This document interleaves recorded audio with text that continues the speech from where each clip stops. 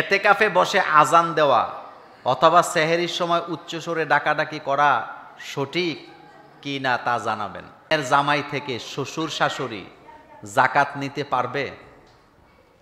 মেয়ের জামাই না পারবে, নিতে পারবে, সমস্যা নেই।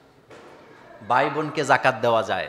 আপনার ভাই বোন যদি গরিব হয়, ঋণগ্রস্ত হয়, তাহলে উত্তম হলো আপনার ভাইয়েরে আপনি কি করবেন? ঋণ মুক্ত করবেন। আপনার শ্বশুর শাশুড়ি যদি একান্তই গরিব হয়, তাদের যদি কোনো ভরণ পোষণের ব্যবস্থা না থাকে, আপনি দিতে কি পারবেন, কিন্তু আপনার বাপ মাকে দিতে পারবেন না। গত জুমার আগের জুমায় বোধহয় এই ব্যাপারে আলোচনা করে দিয়েছিলাম। আল্লাহ আমাদেরকে বুঝার তৌফিক দান করুক, আমিন। এতেকাফে বসে আজান দেওয়া অথবা সেহরির সময় উচ্চস্বরে ডাকাডাকি করা সঠিক কি না তা জানাবেন।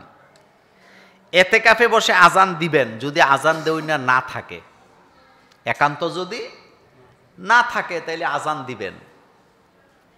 আর ডাকাডাকি করা, ডাকাডাকিটা কি?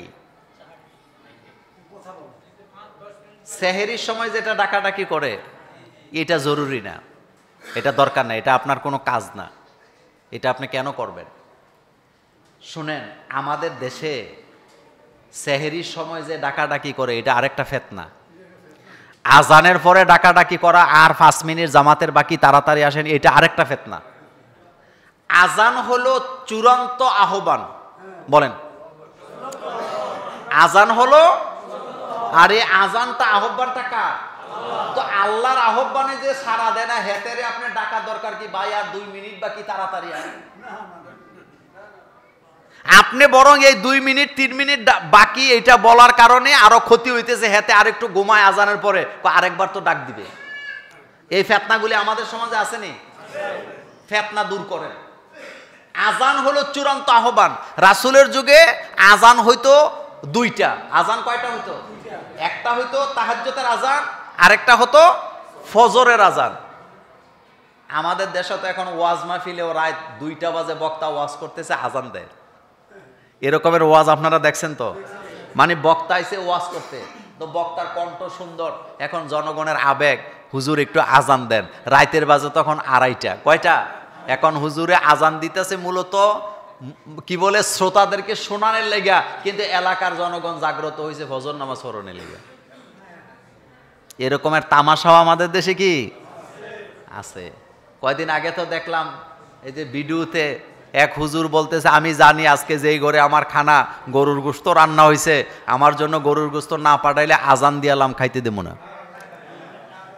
আরেক ভিডিওতে দেখলাম কয় গরিয়াল ঘরে গরিয়াল নাকি খাইলে খা, না খাইলে আজান। কুমিল্লা শহরে আলহামদুলিল্লাহ এই বছর আমরা এই ফিতনা থেকে বাঁচছি।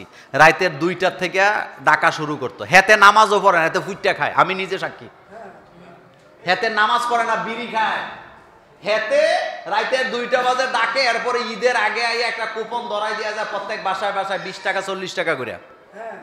এরকমের চান্দাবাজ আসেনি তো? তোরে ডাকতে কইছে কেটা? তুই নিজে তো রোজা থাকস না বেটা, তুই হেতে বিড়ি খায় আর ডাকতেছে উঠেন উঠেন, সেহরি খাওয়ার সময় হয়েছে, তুই না ডাকলেও আমরা উঠবো, তোর ডাকার দরকার কি? তোর ডাকার কারণে আমার আরো ঘুম কি হয়, নষ্ট হইতেছে। এগুলা বন্ধ করতে হবে, এগুলা ফিতনা।